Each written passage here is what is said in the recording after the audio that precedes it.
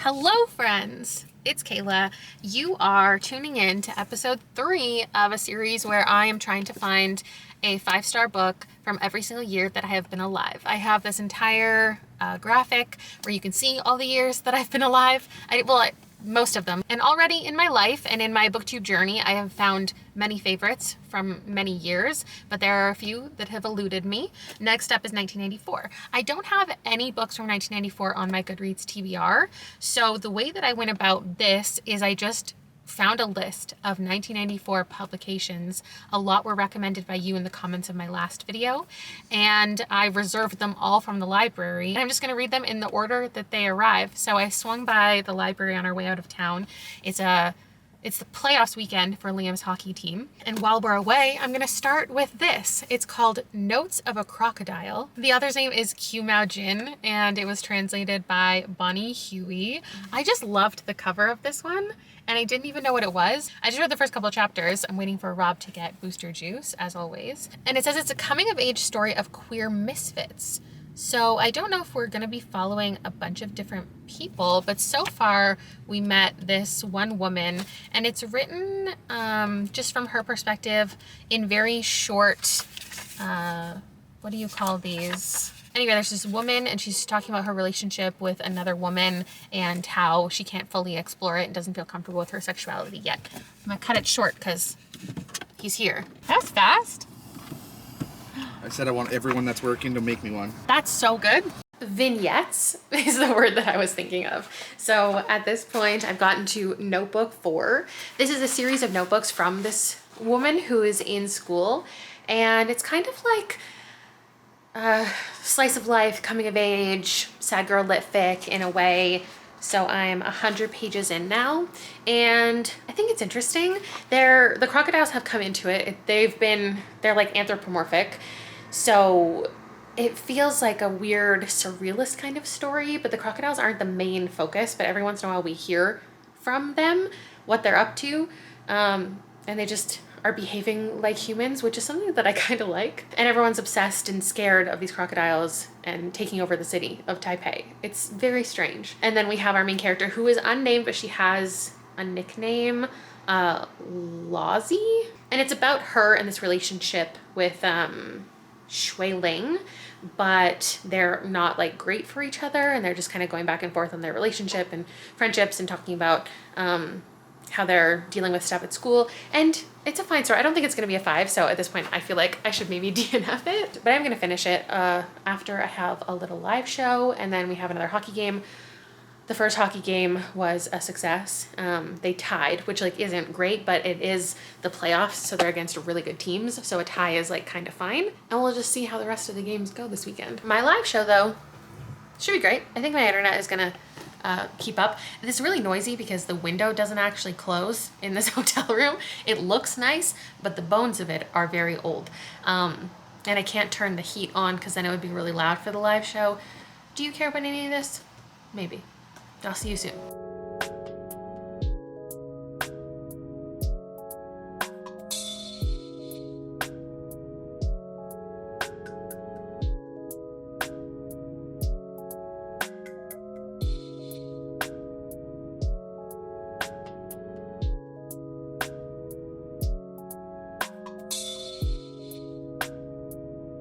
We're home. Obviously, this is my house. This is my library. These are my books. Happy to be back. We didn't win playoffs, which is not surprising to anybody because even getting to playoffs was a crazy thing that happened. But yeah, it went poorly. So what has happened? I finished my book, and I told you at the end of hockey season, which is officially now, having lost playoffs, that I would review for you quickly the base bag that I bought at the beginning of the season, because everyone was wondering what the quality was like and if it was good. And I think it's good. I think it held up really well everywhere that I took it. The bottom part is really good for books. They fit perfectly. It's supposed to be for shoes, but as you saw, I had a stack of books with me for the live show. I do have a few qualms with it at the end of the day. I don't think it's the perfect size crossbody. It's a little bit awkward as a plus size person, so keep that in mind.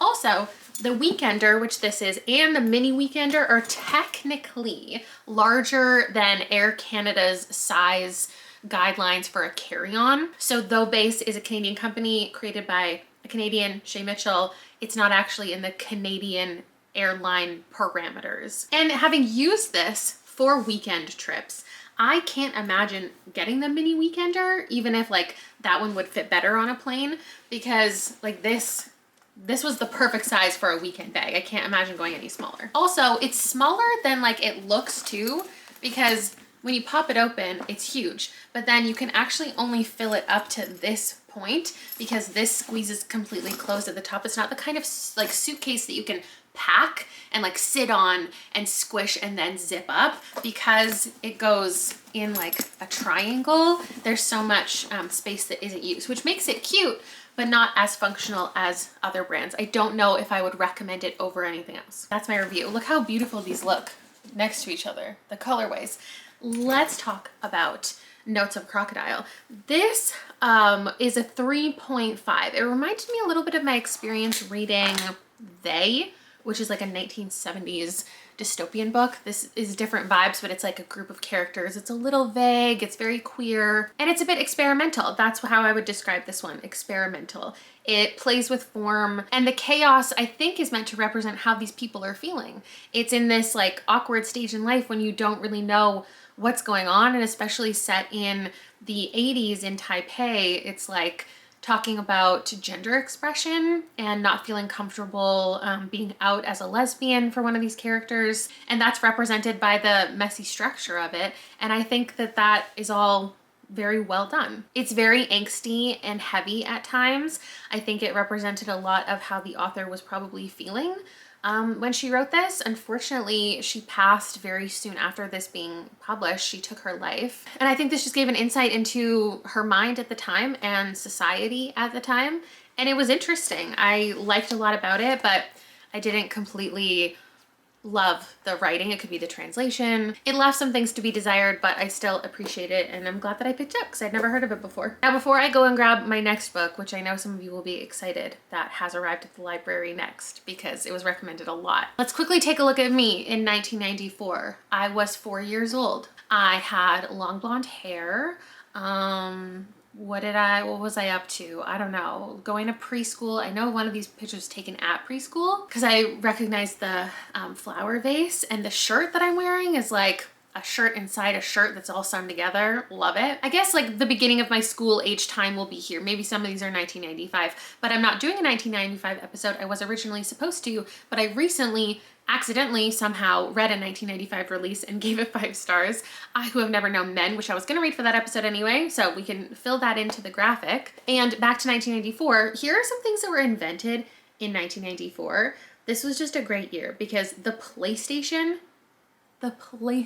was invented. Equally important, Reese's Puffs cereal. My favorite cereal. Well, top 3 favorite cereals. The other one that's up there is Sugar Crisp, and I can't think of the third, so maybe those are my top 2. Also invented in 1994, Hershey's Cookies and Cream, which does make me sick anytime I eat it. Gorilla Glue probably would also make me sick if I ate it. George Foreman Grills, invented in 1994, and Fruitopia. So if you love any of these things, just know that this year in the world was a monumental one. I am currently at the library. I have to drop off a couple books, and we're gonna see what they have for me today. I just went and picked up my new contact lenses. I feel like I was gonna tell you something else, but I have forgotten. I'll be right back. Oh, I was gonna try to decide what 1994 movie I wanted to watch. First, here's what I'll be reading next. I think many of you will be excited about it. It's The Memory Police. It's definitely been on my radar because I know a lot of people love it. Oh, and somebody left a laminated bookmark inside. I've heard it's kind of like 1984. So it says it's about the terrors of state surveillance. An unnamed island off an unnamed coast. Objects are disappearing. First hats and ribbons, birds, roses, until things become much more serious. Most of the island's inhabitants are oblivious to these changes, while those imbued with the power to recall the lost objects live in fear of the draconian memory police who are committed to ensuring that what has disappeared remains forgotten. Interesting. So different characters in the book will have different like an ability to remember things, and then they're gonna obviously feel responsible for sharing that information. This has nothing to do with the video, but I also grabbed a gin waits 100 years, which just came out that I'm excited about. So that's my little book haul, and my options of what to watch include ones I've seen before: Dumb and Dumber, The Shawshank Redemption, Pulp Fiction, Forrest Gump, Interview with the Vampire, Ace Ventura, The Mask, Clerks, Little Rascals, and Little Giants came out. I feel like maybe I should rewatch Little Giants because I definitely haven't seen that since I was like 6 years old. I know Little Rascals is more iconic, but Little Giants is so my vibe. And then there's this one called Airheads that I've never seen that also looks like it could be my vibe. But I'll let you know what I decide and how the first couple chapters of my book goes next time I see you. So I watched Airheads. Like, what a ridiculous movie to consume.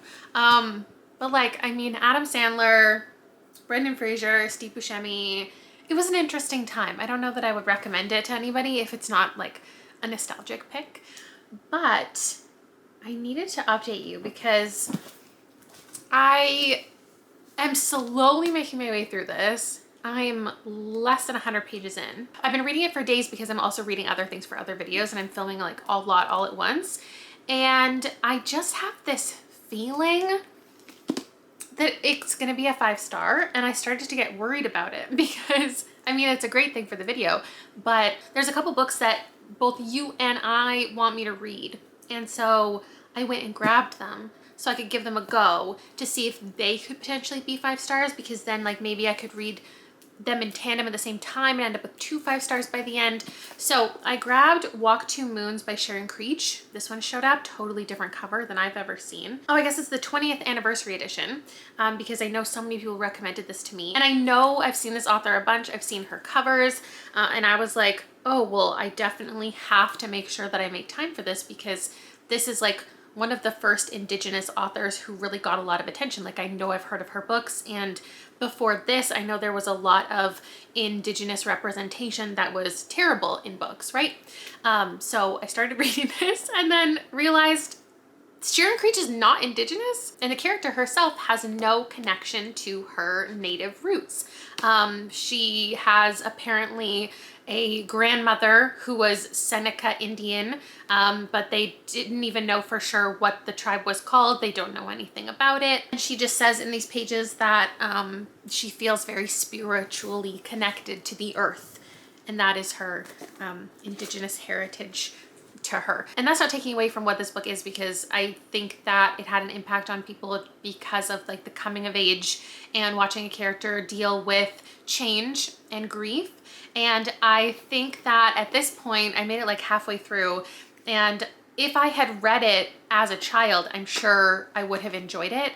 But this isn't something that I think as an adult people are necessarily picking up and loving and recommending for that. It's more the nostalgia of it. I read a good chunk and then I skimmed a bunch and then I read the end, and I get it for people. I'm not gonna rate it, I'm not gonna officially review it, but there's this girl and she's on a road trip with her grandparents who are really quirky.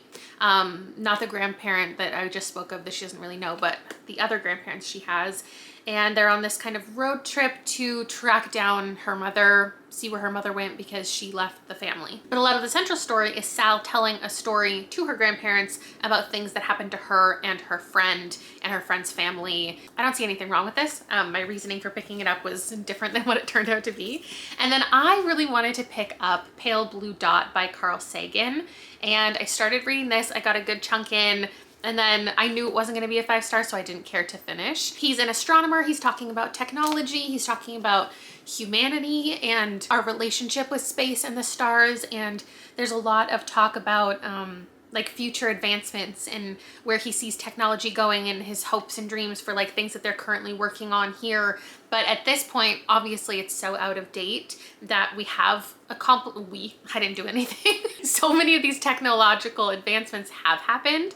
And so it's interesting reflecting on his ideas. I think a big goal of this is to make people care about space, and also to make people realize how insignificant everything is, how broad the universe really is, and how all of these day-to-day mundane things that are happening to us are such like a drop in the bucket and the people should just be more, I don't know, kind and open with other people. I'm sure it gets into a lot more stuff that I'm not even aware of, but like it was fine. So now I do feel okay getting back into the memory police, knowing that I tried out all of the things, just with the feeling that it could be the 5 that I'm looking for. Oh, and quickly, I thought I would touch on the books from 1994 that I have read, because a lot of times I get recommendations for things that I've already picked up and they just weren't wins, right? They weren't 5 stars. So in 1994, the releases that I've already read, I just read Reviving Ophelia, and that was a high 4,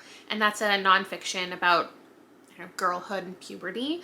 I have read Zoe Fools Around, The Unicorn Club, and then some different like Goosebumps and Amber Browns, all from 1994. And I'm sure I would say in their moment when I was reading them as like I don't know, preteen, I probably would have given them 5 stars, but not currently. And I have read them more recently. I've reread all of those for childhood favorites videos. And then Insomnia by Stephen King, which I have as a 4 star on Goodreads. This is one of the ones of his that I don't ever really plan to reread, so I'm kind of surprised that I put it as a 4. And then Girl by Blake Nelson, which is one of my least favorite books of all time. So that's my current history with 1994 reads, and I will talk to you about this when I've gotten to like the halfway point. Something fun about reading books that are like, I don't know if this would be considered a classic, but it's 30 years old. And so you can imagine with the impact that it had, how it might have inspired other books that have come since and that I have read since. So this is reminding me a lot of reading Our Missing Hearts by Celeste Ng. I didn't love that one, but it has a really similar vibe to me, especially following this woman whose mother is missing and it all revolves around art. I'm listening to the audiobook. I really like it, and I think I'm about halfway through. And we have a main character who is a novelist, and she grows up with a mother who remembers things, but it's a regular part of their life that you forget everything. So there's like one item at a time. It could be every day or monthly that just disappears. Something like birds. So suddenly all the birds will be gone, and the memory police come and they go through everybody's houses and they take away any evidence that birds ever existed, so you can easily forget them. It's kind of an accepted part of life because nobody has the memories of the forgotten memories. So it's not like you really feel like you're missing something or that this is a really intrusive thing. However, there are people who can keep memories, and her mom is one of them, and had this like special area in the basement where she kept a tiny like reminder of every single item that has ever been forgotten. But then her mother is taken away one day to like the big area where they, I don't know, like do investigations, where the memory police like operate out of. But that's not the main portion of this. The main portion is our main character, who's working as a novelist, and she's talking about being worried about language disappearing and words disappearing, what happens the day that that occurs. And we're also getting to read portions of her book within the book, which is interesting, and the censorship that exists within her novel.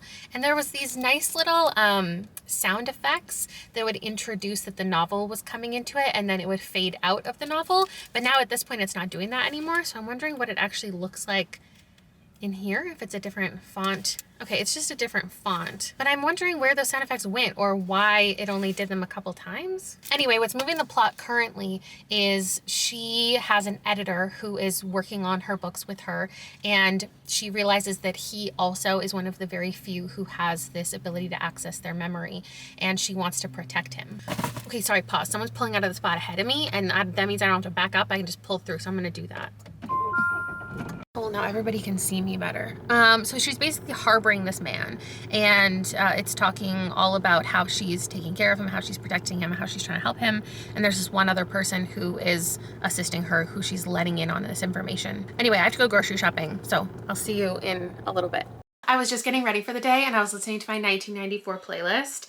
And so randomly, that song I was singing in my last vlog, literally a week ago, I Swear by All For One, that came out in 1994. What else? We got Zombie by the Cranberries in this year. Can You Feel the Love Tonight by Elton John. Kiss from a Rose, a lot of Weezer, a lot of Green Day.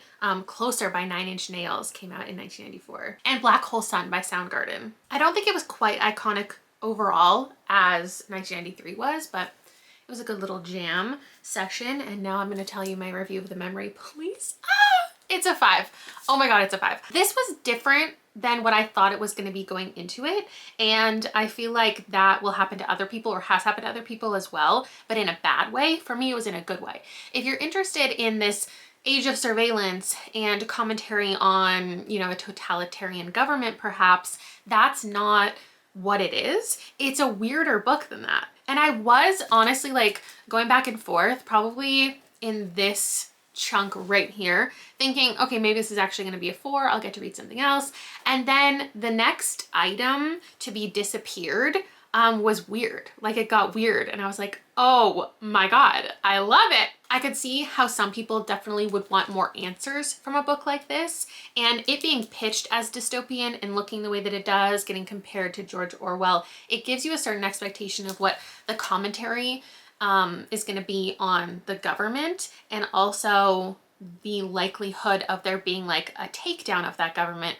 But it's so interesting because we're following a character who doesn't have this ability. And normally in a story like this, you're following somebody who is different than everyone, and at the end, you know, rises up, creates a group, and takes the situation down. Or on the other hand, you could be really deep in the government and learning why they're doing what they're doing and how they've created this fear and like how they're accomplishing things. But it's not either of those two stories. So it's not like plot focused, but it's also not really character focused. It's more just conceptual. It's more the type of story you finish, more the type of story that I feel like I read in school that didn't answer all of your questions, just presented an idea, and then you, after the fact, have this discussion about what you think the book was trying to say. It's that type of story that I would actually more recommend this to probably a younger audience, even though it is an adult book. It's not a difficult read where I thought it might be. It's not an exhausting read that you're learning about all of these like government plots and plans when I thought it might be. It feels kind of like a slice of life story about her just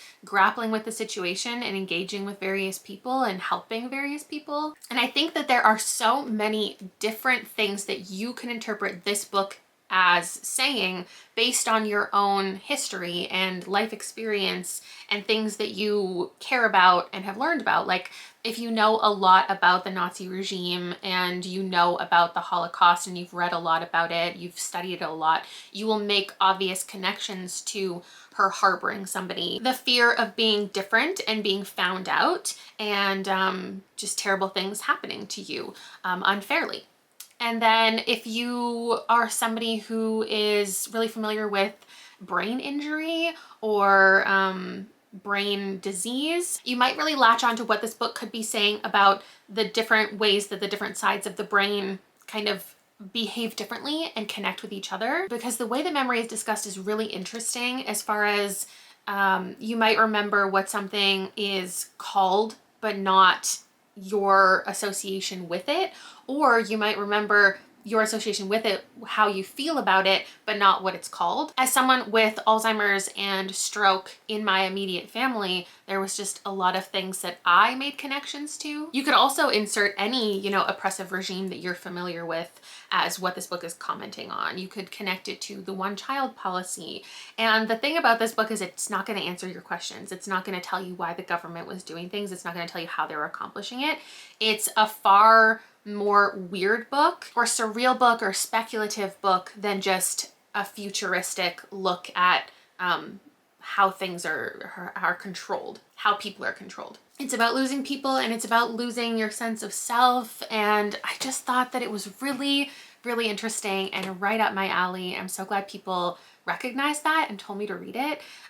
There's also a story within the story, like I said, and it's about this typist, and I don't want to spoil too much about it, but it's also about like control within that story and the typist losing her own autonomy, but in a completely different way than what is reality for this main character. I'm pretty sure this is the third book that I have read translated by Stephen Snyder, and my third 5-star. So that makes me really excited to continue on with Out by Natsuo Kirino in 1997's video, which I think is going to be the next one that I do. Of course, if you want to recommend anything else for me that you know is published in 1997 that you think could be a win, I will go ahead and check it out. I think I only have that one book on my TBR, but we can slot this one in for my official win for 1994, and I will see you next time. Thank you so much for tuning into the series again. Bye!